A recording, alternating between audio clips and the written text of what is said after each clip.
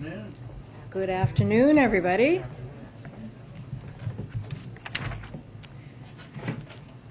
So first, I wanted to read you the letter from the President's physician updating you on the President's health. President Biden completed his first full day of Paxlovid last night. His symptoms have improved.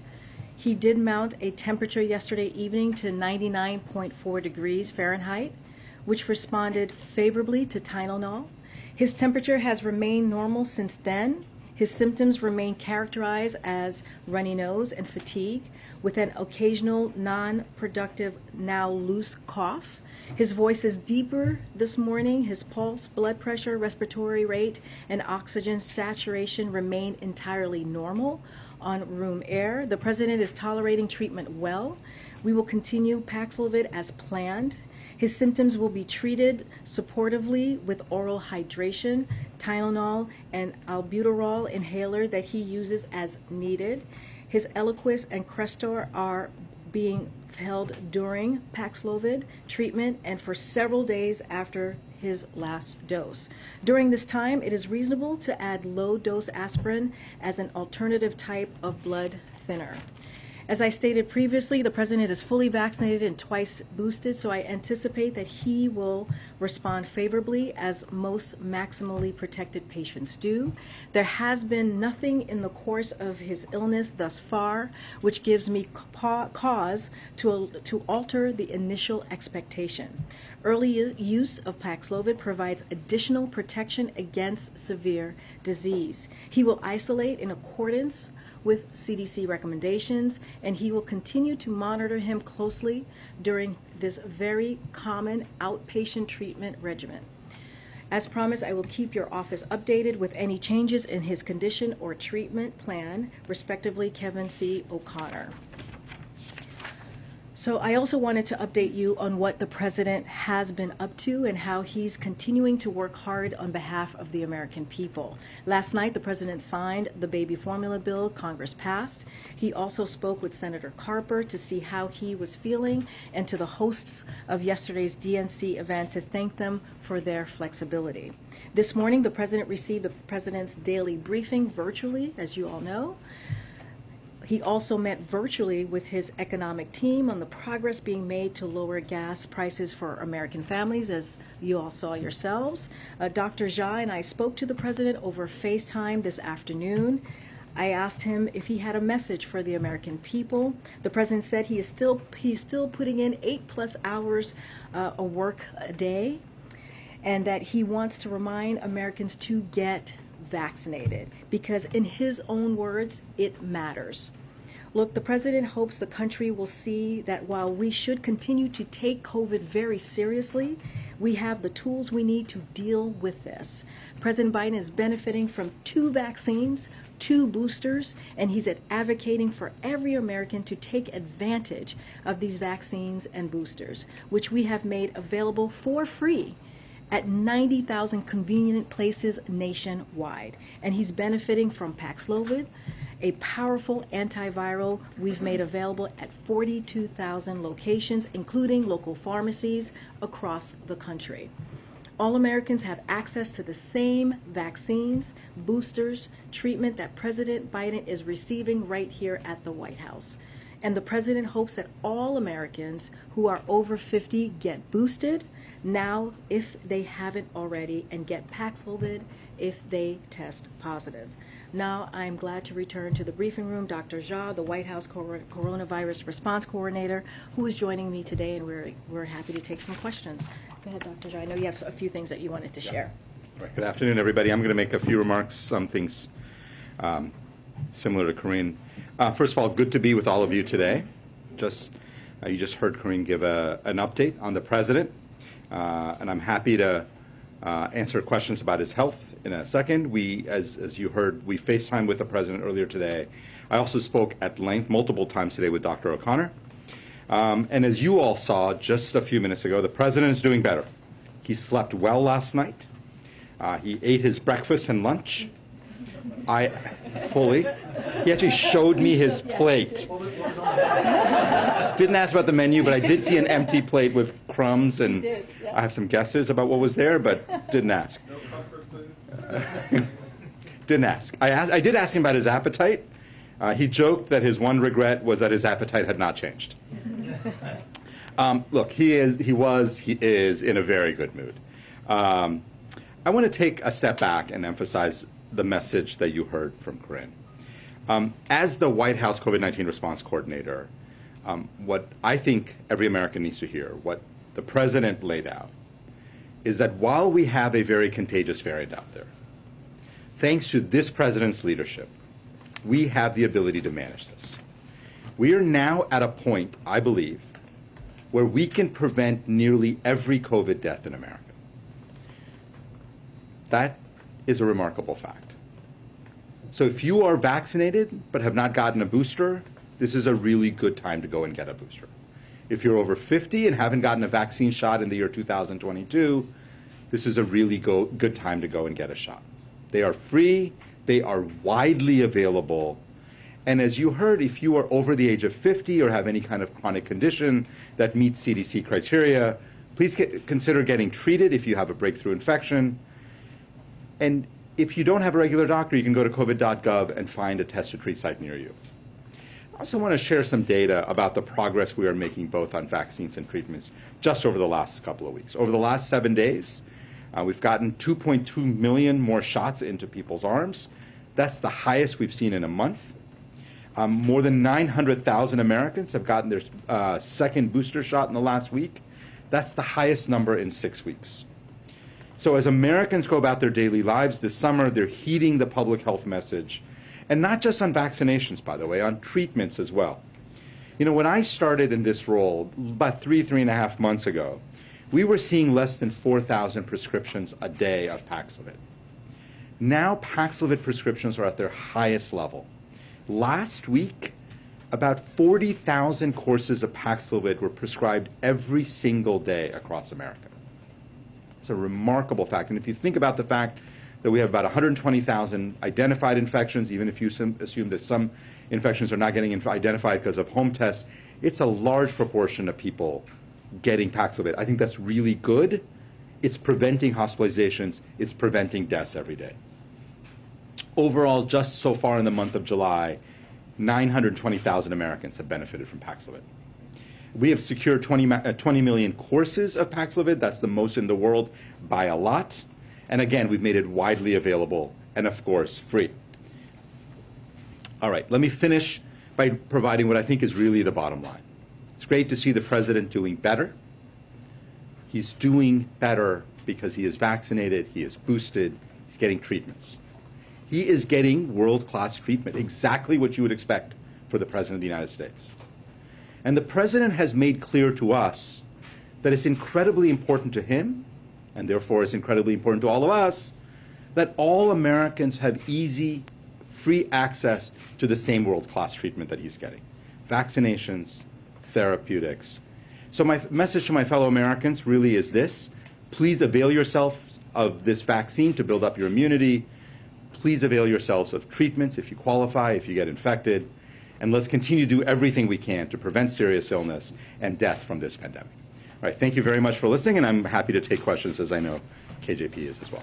A few quick ones. I know the White House released his elevated temperature level of 99.4 degrees. Can the White House provide specific numbers on his oxygen levels, blood pressure levels, beyond just saying that they are normal? Would you be willing to release that information? You know, what I will say is he gets his vital signs checked several times a day. So, of course, there are multiple numbers in there. All of his vitals, including his temperature, I would argue, but all of his vitals have always been in the normal range. His heart rate, his blood pressure, his oxygen level, and his temperature. The 99.4 was the highest temperature he's had in the last, 24 hours, but I would say since his diagnosis. But he's had normal vital signs throughout the entire course of the disease. And by this point, has the White House identified all close contacts of the president, and do they go beyond, I believe, the First Lady, the Vice President, and Ron Clinton? So the White House Medical Unit has identified and informed 17 people determined to be close contacts of the president, including members of his senior staff. None of the staff members have tested positive to date, and all of them are wearing masks around other people per CDC guidelines. No members of the press have been identified as close contact as well, and this also includes the member of Congress that he traveled with recently. And I just want to triple clarify the testing dates, because if yesterday was day 0, today's obviously day 1, Tuesday would be day 5. So does that mean he won't be tested until day 6? And if he's negative on Wednesday, then he could resume in-person activities? Is that the timeline we should be understanding? Yeah, so we're going to, obviously the CDC guidelines, right, are 5 days of isolation. He will do that, those 5 days of isolation. He will be tested after he's completed his 5 days of isolation.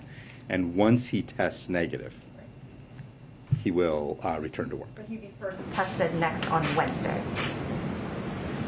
Yeah, I haven't done the math, but yes, he's going to do 5 full days of isolation. Today's day 1, yesterday was day 0. And he'll get tested after day 5. And then, again, the moment that he turns negative, he'll return to work.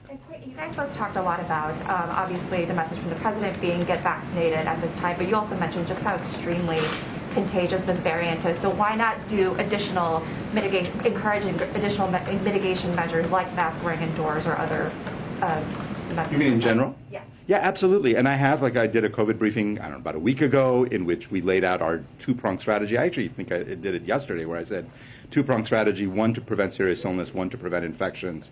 So in terms of mitigation, very, very clear. CDC guidelines on this very clear.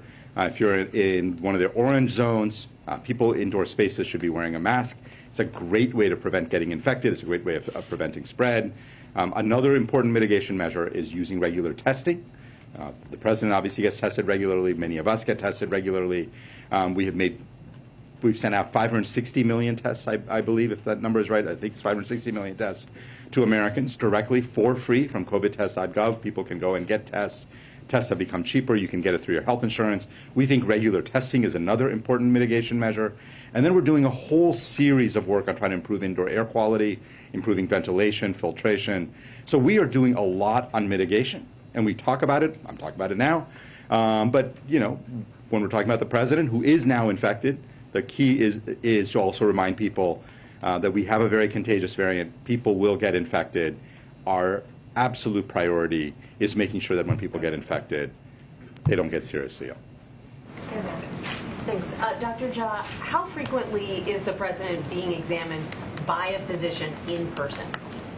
Well, so the president's people are interacting with the president all day through Zoom and stuff. Dr. O'Connor has been seeing him on a regular basis. I think, I don't have an exact number of times that he saw him yesterday or today, but multiple times a day, either by phone call, by Zoom, physically examining him. But the president's doing really well, so he doesn't need an ongoing, exam all the time. And obviously he's getting examined at least once a day. But Dr. O'Connor is interacting with the president on a regular basis. And has the president been examined by any other physicians beyond Dr. O'Connor? Physically examined? I've spoken to him by FaceTime. Not that I know of. Not that I know of. Was there a discussion about the possibility that eliminating the blood thinner, even for just 5 days, would increase the risk of stroke because he's on chronic atrial fibrillation? Yeah, so we, by the way, clinically do this a lot. I can't remember, probably thousands of patients that I have taken care of over the years in the hospital who come in, who need a procedure, who are on blood thinners like Eliquis or other blood thinners that we stop for short periods of time where people get procedures. They stop it because he's obviously stopped it because he's on Paxlovid. For atrial fibrillation, we think this is a relatively low-risk thing to do. But Dr. O'Connor, as was part of the plan, has been consulting with experts around the country. And based on input that he got, he made the decision to give the president a short course of aspirin during that time. So this was a discussion that took place whether or not to go with Paxlovid over, say, a monoclonal antibody? That decision was made by Dr. O'Connor. Paxlovid is the first-line agent that we recommend. That was the decision that Dr. O'Connor made. And then we know that you have to look at somebody's medication list and determine, do you have to make modifications? Dr. O'Connor made the decision to stop these 2 medicines. I talked about those are very reasonable. That's what all the specialty societies recommend, that they be paused. And so then Dr. O'Connor made the decision to add aspirin for a short period of time. Dr. O'Connor also said that the president's using an inhaler as needed. Does he regularly use an albuterol inhaler, or is this something that was prescribed just to deal with the COVID symptoms? Yeah, so I think all of you know, because it's been disclosed for years, the president used to have asthma.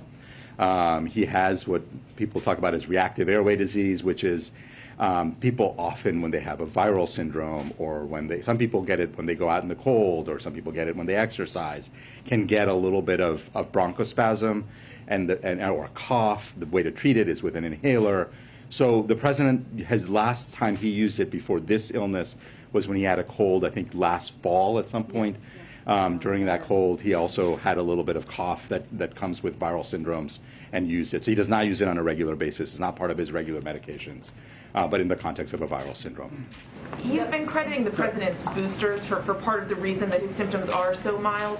Should all Americans, regardless of age, be eligible for that second booster? And if so, what's the delay here? Yeah, so the FDA is very clear on this, and we follow FDA scientists and their guidelines on this. People over 50, if it's been at least 5 months, should get that second booster. I've been very vocal in my advocacy. I think the evidence there is overwhelmingly clear. The data on people under 50, that's something the FDA is continuing to examine. They have now made a determination that is something that is warranted. And we really do follow the FDA guidelines on these things. Authorization. Thank you, Attorney. Dr. Shah, the CDC says that 1/3 of Americans still haven't been fully vaccinated. And you mentioned, I think it was to New York Times, that Congress still hasn't allocated enough funding for boosters into the fall. What is your message to Congress if they don't allocate funding for boosters in the fall? And also, what's your message to Americans who still refuse to get vaccinated? And I have another question after that. Yeah, so let's start with talking to Americans. I think what we're seeing across the country is there are a lot of infections, but when people are vaccinated and boosted, they tend to have far less serious illness. This virus is going to be with us forever. It's really, really important that people build up their immunity against this virus. And so I've been very clear for years, 2 years, or a year and a half, I guess, since we've had vaccines, that getting vaccinated is one of the best ways that people have to protect themselves. To Congress, what I would say is Congress has been a great partner to this administration in terms of funding the COVID response, making sure that vaccines and therapeutics are widely available. And that's one of the reasons we have plenty of vaccines right now. But the problem is that we need to continue this effort. The reason we have seen so much progress is because we've had the resources to do the things that are necessary for the American people. And if we take our foot off the gas and stop, all this work that we are doing, we will slide backwards. And we do not want that. And we can do a lot in the administration, but we need funding to do all those things.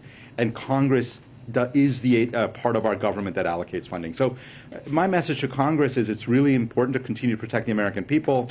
As we get into the fall and winter, we will need more resources. We need the resources now to prepare for the fall and winter. And it's really important that Congress step up and do its part. So anyway, Dr. Rochelle Walensky says that we're kind of headed toward a new normal with COVID. And currently, CDC says that 41,000 Americans are now hospitalized still, and 480 deaths a day are dying from this disease. What does a new normal mean, and what is an acceptable number of deaths? Yeah. So let me say two things. First of all, we're clearly in a much better place than where we were.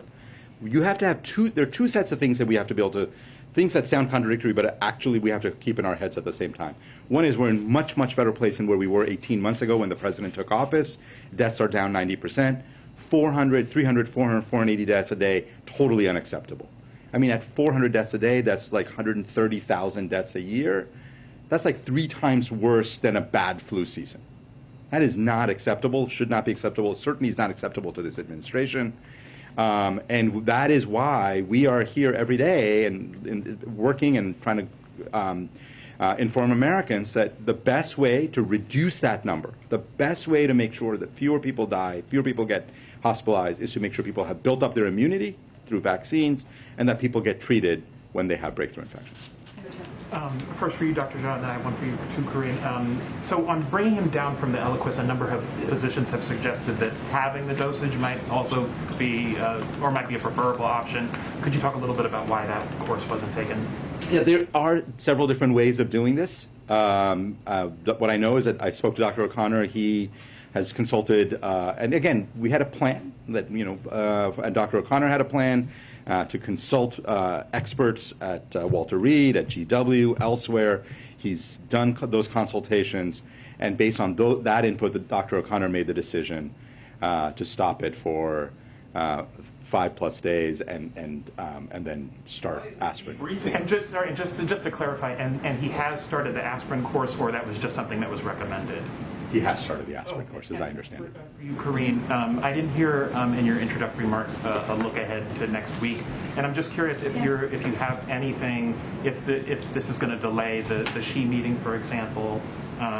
Where are we on that? So as far as President Xi, I don't have anything to share on that. I know the president spoke to that a couple days ago, and his words was he's expected to speak to him in the next 10 days. Nothing on his schedule to share at this time.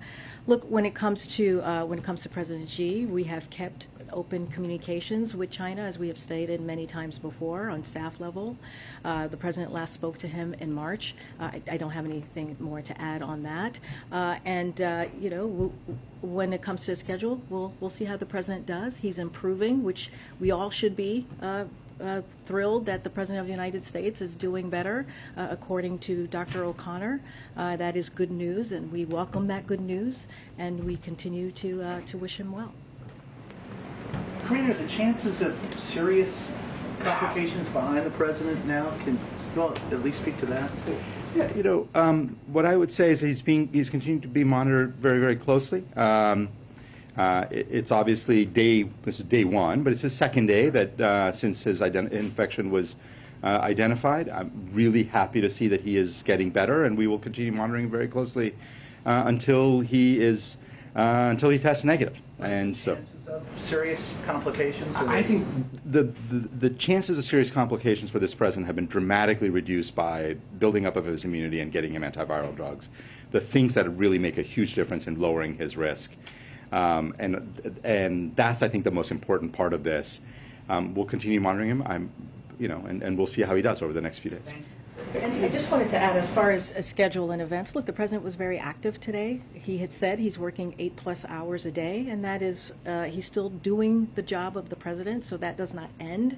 And we have put out photos and videos. You guys heard from him directly, so I just wanted to add that as you're asking about, his schedule. Okay. Just a quick follow-up to Mary's question about the inhaler. Has the president used an inhaler since testing positive for COVID, or was Dr. O'Connor just saying if he needs it, he will use it going forward? Yeah. What I understand is that he has used it a couple of times in the last since testing positive. He's got, as you may have heard, he's got a cough, and I mentioned this yesterday. It's in the Dr. O'Connor's note. Oftentimes, when people get viral syndromes and they get a cough, taking an inhaler can be helpful. So he's taking that. The use of the inhaler was not noted in his last physical, right?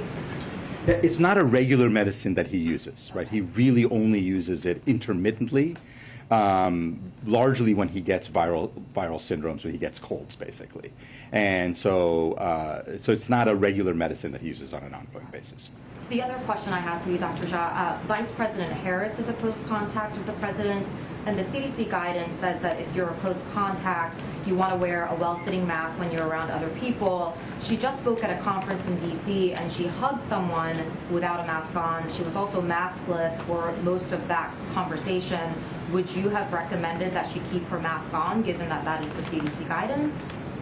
I think I'm not sure I have not been tracking the vice president's activities, so I don't have anything specific to say about what she did. My understanding is that the vice president is following CDC guidelines on close contact. She's also recently been infected, so within the 90 days of a previous infection. But I don't know if you have anything else to offer on the vice president. I guess she isn't following the CDC guidance, though, right? If she is hugging someone without a mask on.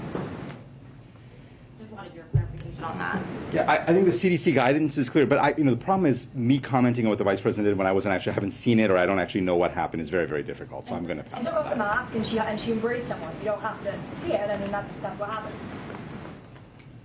Yeah. So usually when we think about people having contact, is for an extended period of time. I don't know. Again, I didn't see the hug. I don't know how long the hug lasted. But it's very hard for me to comment on something I really didn't see. So.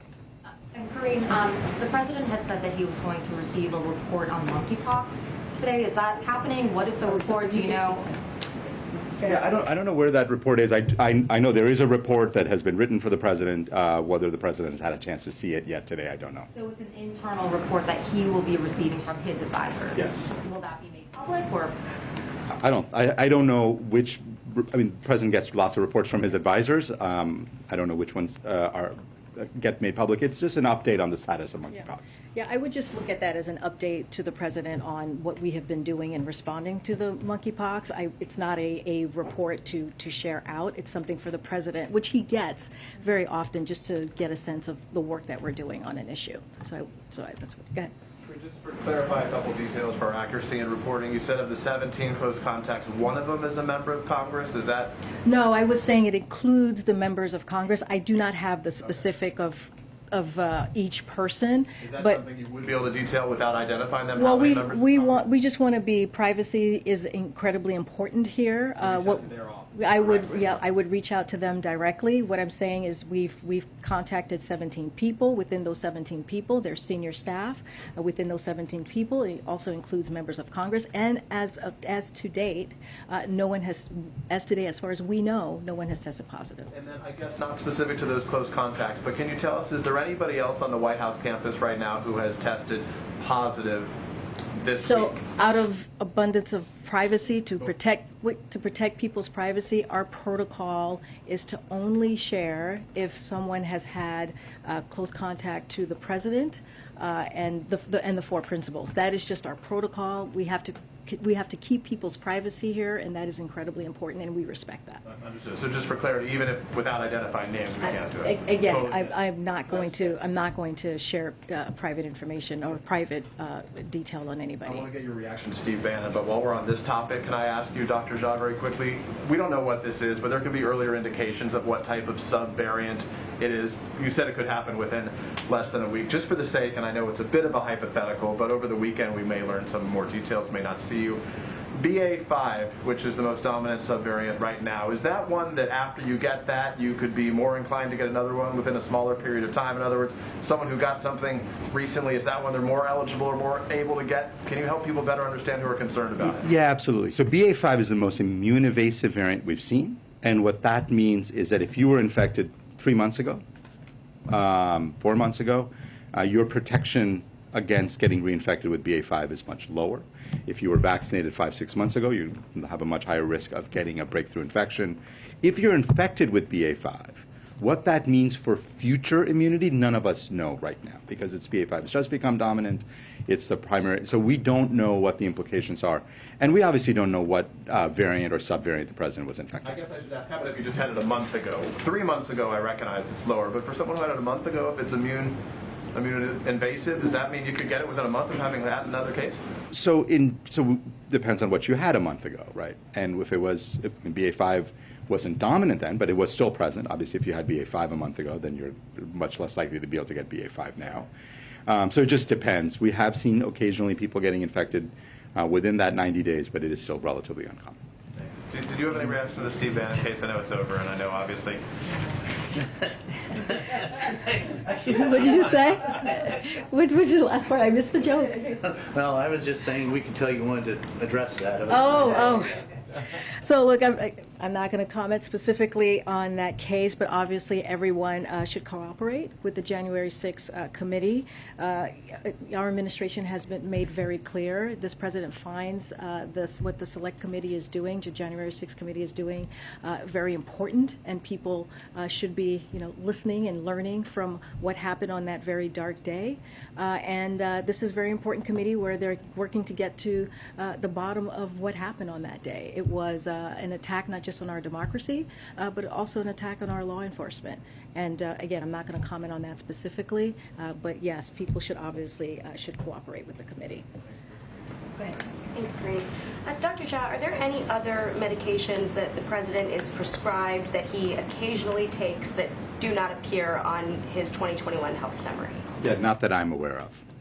And then, why are we not hearing from Dr. O'Connor on this? I understand that you've released statements from him, but yesterday we had a difficult time comparing the description of the symptom progression from Dr. O'Connor's letter versus how you all laid it out in the briefing room. And then, Dr. Jha, you did some interviews this morning, but your last update from the president was at 10 o'clock the night before. Well, a couple of hours ago, right at 11 o'clock, you got a detailed letter from Dr. O'Connor. We've given you two detailed letters from Dr. O'Connor, and you've heard directly from him. Look, yes, you have. You've heard from the letter that is hearing directly from him. We're not playing telephone here. You're hearing directly from the physician. Yes, it is. I mean, that is hearing directly from, in his words. In his words, you are hearing directly from Dr. O'Connor, as I read out. But I'm answering your colleague's question here, so give me the second to do that. Thank you. So you've heard directly from him. And not only that, you have heard more, I would easily argue, about a mild symptoms of a virus than any other president.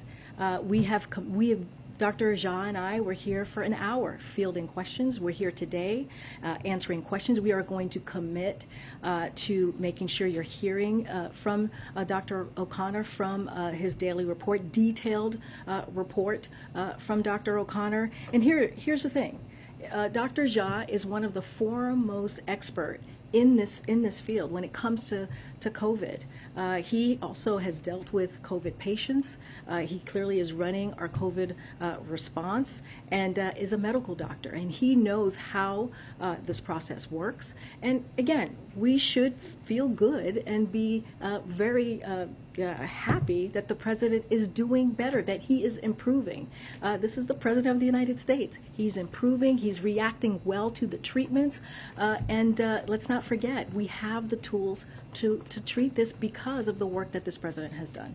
I understand the point you're making that the president's improving, that Dr. Jha is a medical doctor, with obviously a lot of experience running COVID response unit. But when we've got questions about his symptoms progressing, he had a fever last night. His cough is now loose as opposed to dry. And the first so he did not have a fever last night. Just to make that clear, I think Dr. Jha made that very clear.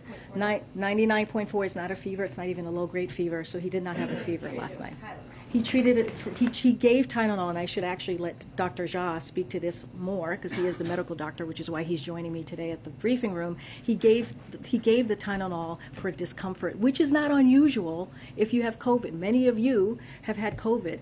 We would argue that if we probably take the temperature of some people here, they might have a 99.4 degree Fahrenheit temperature. That is not uncommon, but I would let Dr. Jha speak to that more. Yeah,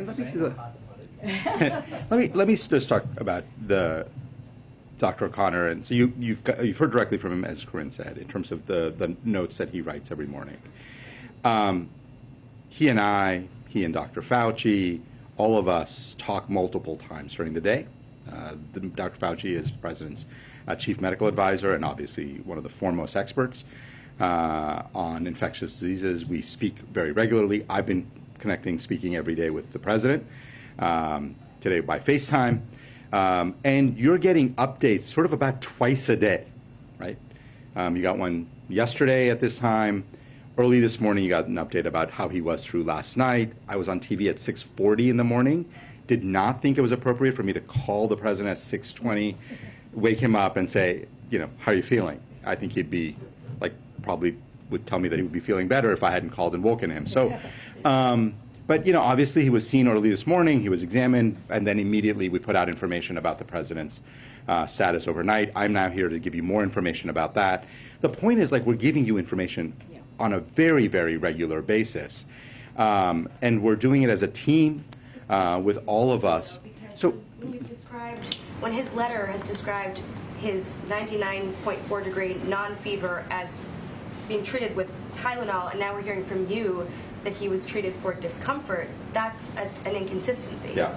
So I'll have to pull up the letter, but what I understand, and spoke to Dr. O'Connor, spoke to the president, And those of you who know, 100.4, so I've been taking care of patients for 20 some odd years. 100.4 is what we consider a low-grade fever. 101.5 is what we consider a regular fever. 99.4 is very much within the normal range. Most people are between 97 and 99. People tend to have slightly higher temperatures later in the day and into the evening. This is often why we see fevers often come up for people who actually have fever in the evening. Told you yesterday the patient was the president was feeling tired, and he just didn't feel as great yesterday. He feels much better today, by the way. And for anybody who's ever had a viral syndrome, I assume many of you have had a cold in your life, many of you have had COVID, many of you might have had a flu. When you just don't feel great, taking Tylenol helps you feel better. And so Dr. O'Connor gave him some Tylenol early in the evening, but noted, because his temperature was 99.4, he just noted his temperature was 99.4. That was the highest temperature the president's had in the last 24 hours, or since he was found to be infected. And so he noted that as a part of his treatments. But the president has had no fevers. 99.4 is the highest temperature the president's had so far. And the president is continuing to do better and feel better today. Will you continue to do these briefings throughout the weekend? I already spoke to that. I may not have spoken to that. I'm excited to hear that you guys want to hang out with us over the weekend. As much as possible. Wow.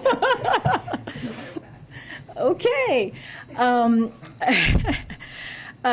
Look, we are going to continue, in all seriousness, we're going to continue to provide updates from the president's physician, as we have detailed report as you guys have been receiving, and we'll see you guys on Monday. We're not going to be here over the weekend, but we will be communicating as we have been the last 24 hours ago.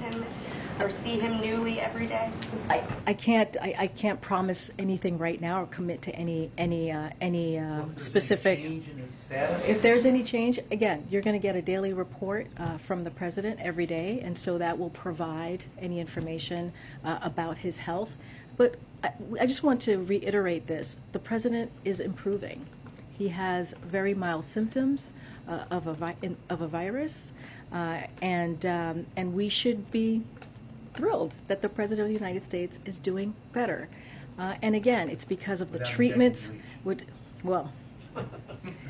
That's the wrong administration. You're asking the wrong administration that question. But again, we have the tools, and that's why we're able to give him the treatment. And also, this is what the president has been working on for the past year and a half to make sure that the treatment that he's getting, others can. So again, folks should get vaccinated if they haven't, and they should get boosted as well. We're going to continue. Go ahead. Thanks, Corinne. Speaking of this weekend, are you aware of any plans to schedule events, briefings, meetings for the president while he's in isolation, or is it the expectation he'll just watch TV? Well, it's a similar question that I just got. Right now, we're going to what we commit to is making sure you all hear a detailed report from the president's physician. If we have more information, we will share that with all of you. No plans for him to engage in activities or anything like that? Again, if we have more to share, we will share that. I don't have anything right here at the podium to share with you. It's about, other than, for example, the official photographer or videographer, who else is actually in the room with the president? Is he being staffed? Is the chief of staff actually in the room with him, or anyone else? So, primarily, all of his meetings have been virtual. You saw one meeting just moments ago, right before we started this briefing, with his economic team. You all had an opportunity to go into the South Court Auditorium to hear directly from the president. So primarily, all of his meetings have been virtual. He is following CDC guidance when it comes to a very, very, very small footprint around him. As you saw, the videographer, the photographer was with him. They were socially distanced at 6 feet. They wore N95 masks. We are making sure that we keep to. He is making sure that he is isolating and keeping to the CDC guidelines. So just as far as you know, just the videographer, the photographer, small footprint? A very small footprint. I don't have a list for you at this time, but a very small footprint. He is indeed adhering to the CDC guidelines. Following up on Jackie's question, can we just clarify for the record the timeline of the president's illness? Dr. O'Connor's letter, the first letter yesterday, said that symptoms, or at least the cough, started Wednesday evening. Then the briefing, Dr. Jha, yesterday you said that he wasn't symptomatic until Thursday morning. So can we just get it? When did symptoms actually start?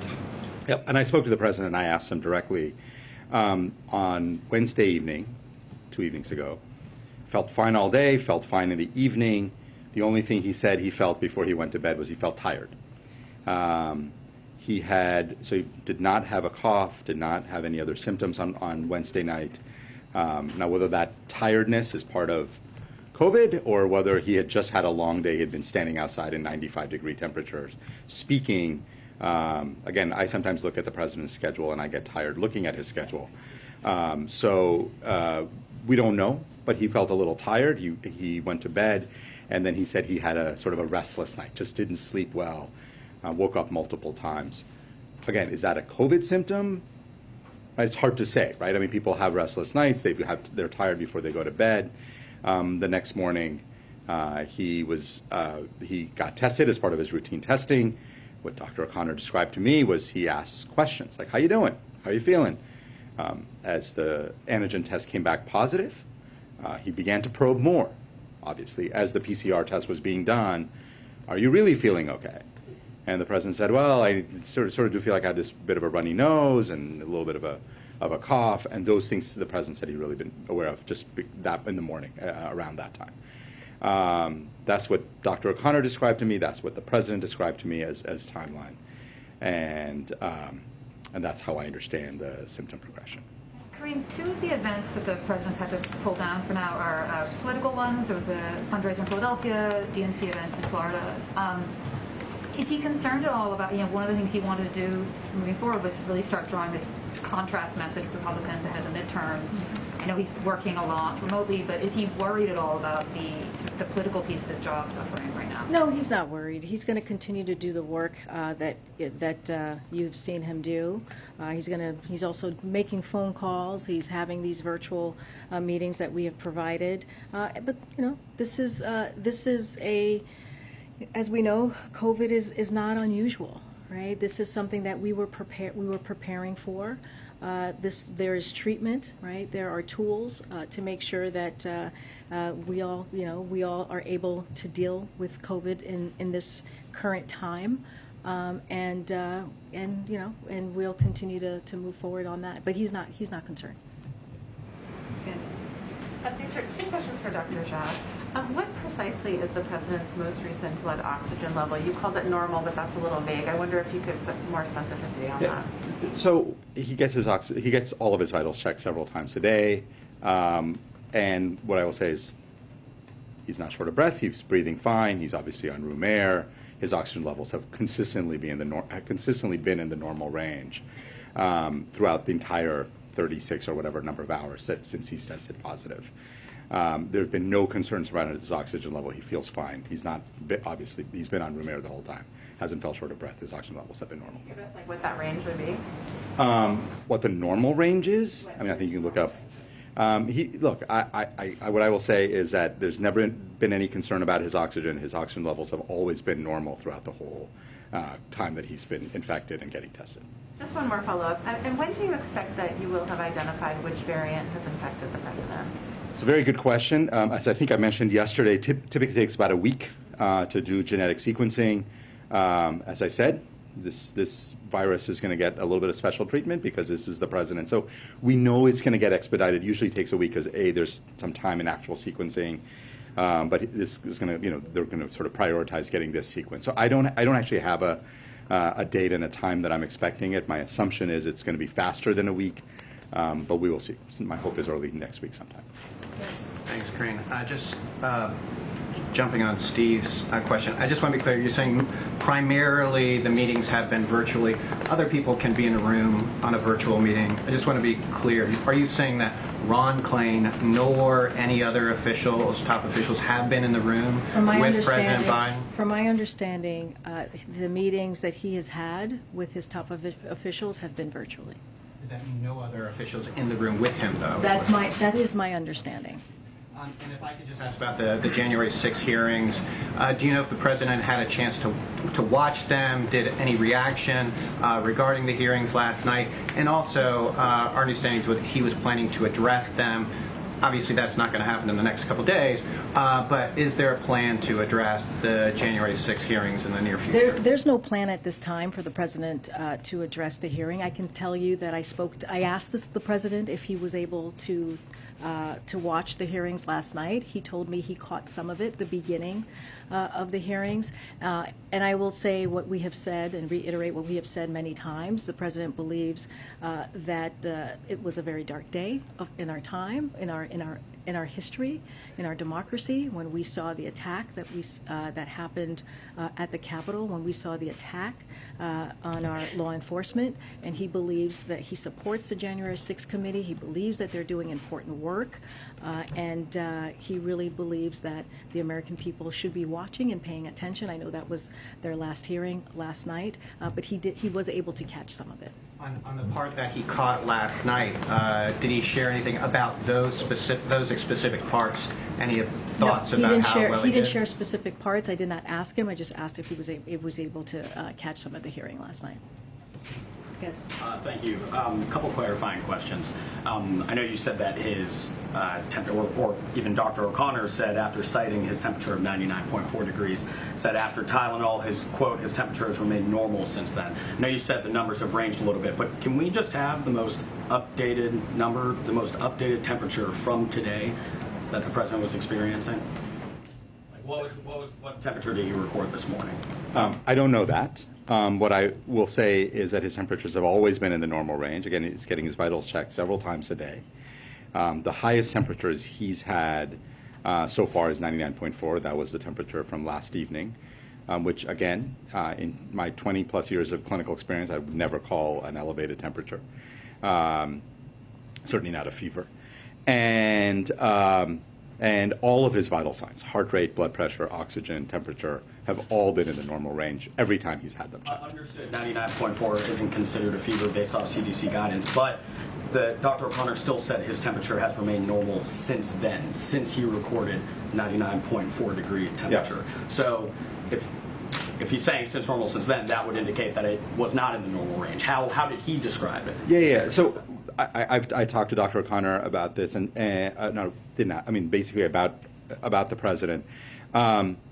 Often in clinical practice, especially when you have somebody who's infected and you're reporting on that person, you often report that person's highest temperature. We call it the Tmax, or maximum temperature of the last 24 hours. And that is what Dr. O'Connor was doing in that moment. He was reporting the highest temperature that the president has had, which turns out to be in the normal range. So his highest temperature in the last 24 hours, or since he got infected, or since he's been known to be infected, has been 99.4, and has remained in the normal range. So you can read that in two different ways. If we try to parse it, it was in the normal range and has remained in the normal range since then. Look, we can try to parse out the words. The bottom line is, president's doing better. His vitals are normal. You all saw him. His appetite is good. He's doing pretty well. Right? Thank goodness. And by the way, right, because we're all thrilled. I suspect you're all thrilled. I know the American people are relieved. This is all good. And the president is doing better. He's obviously going to continue to be monitored. He's going to remain in isolation. He'll get tested once he's done with his isolation period. But the big picture point here is the president's doing better today than he was yesterday. And yesterday he had mild symptoms. Today he's feeling even a little bit better. He's doing well.